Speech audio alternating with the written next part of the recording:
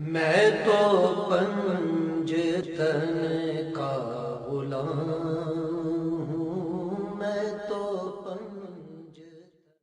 اعوذ باللہ من الشیطان الرجیم، بسم اللہ الرحمن الرحیم۔ ان اللہ و ملائکتہ یصلون علی النبی یا ایھا الذین آمنوا صلوا علیہ وسلموا تسلیما، اللہم صلی علی محمد وعلی محمد وعجل فرجہم۔ السلام علیکم ورحمۃ اللہ وبرکاتہ۔ مومنین، آج کا میرا بیان ہے کہ سورہ مدثر کے امتیازات، یعنی سورہ مدثر کی فضیلت کیا ہے اور اس کی برکت کیا ہے۔ مجموع البیان میں بروایت ابی ابن کعب جناب رسول خدا صلی اللہ علیہ وآلہ وسلم سے منقول ہے کہ آپ نے فرمایا کہ جو شخص اس سورہ کو پڑھے گا تو خداوند عالم اس کو جناب رسالت مآب کی تصدیق کرنے والوں کے مثل 10 نیکیاں عطا فرمائے گا۔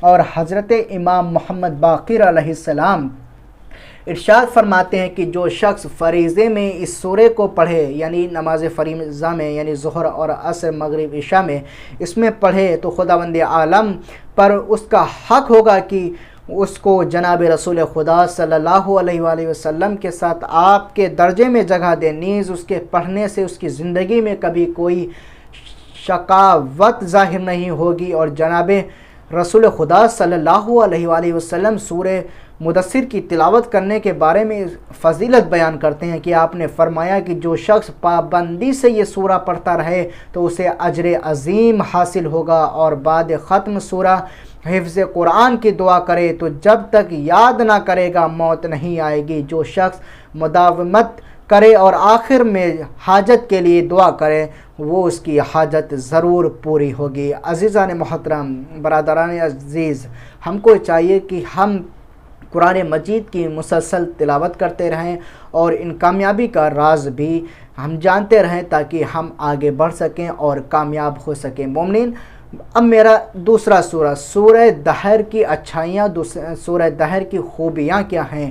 تفسیر برہان میں جناب رسول خدا صلی اللہ علیہ وآلہ وسلم سے منقول ہے کہ جو شخص اس کا پانی پیے گا تو وہ اپنے مرض سے شفا پائے گا، اور جو اس سورہ کو پڑھے گا تو اس کی جزا کے طور پہ اسے جنت حاصل ہوگی، اور جو کوئی اس سورہ کی مداومت کرے گا اس کو ضعیف نفس قوی ہوگا۔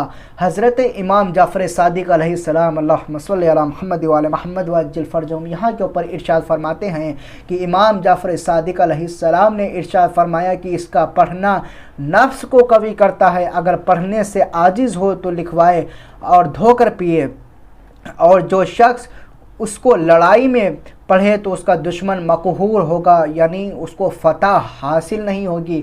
حضرت امام علی نقی علیہ السلام نے فرمایا کہ جو شخص اس سورہ کو روز دوشنبہ کے اس کو تلاوت کرے تو ان تمام شر سے محفوظ رہے گا، چاہے وہ صبح کی نماز کی پہلی رکعت میں سورہ دہر کی تلاوت کرے۔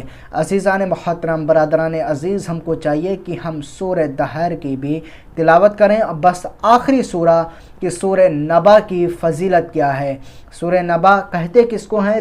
سورہ نبا وہ سورہ ہے جو شروع ہی 30واں پارہ اسی سے شروع ہوتا ہے۔ سورہ نبا اما یتساءلون عن النباء العظیم، یہ 30واں پارہ یہیں سے شروع ہوتا ہے۔ اس کی فضیلت یہ ہے کہ اس سورہ کو مؤثرات اور تساءلون بھی کہتے ہیں۔ حضرت امام جعفر صادق علیہ السلام نے ارشاد فرمایا کہ جو شخص اس سورہ کو پابندی سے ہر روز پڑھے گا تو اس کو اسی سال حج بیت اللہ کا شرف حاصل ہوگا۔ فقط والسلام ورحمۃ اللہ وبرکاتہ۔ مومنین۔